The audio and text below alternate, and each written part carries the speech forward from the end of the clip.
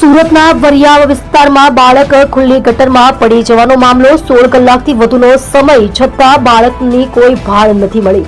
ત્યારે હવે બાળકના સમાજના લોકો રોડ ચક્કાજામ કરી પાલિકાનો વિરોધ કરી રહ્યા છે। ત્યારે પોલીસ સમાજના લોકોને સમજાવવાનો પ્રયાસ કરી રહી છે। અત્યારે વિરોધ કરવાનો કોઈ મતલબ નથી।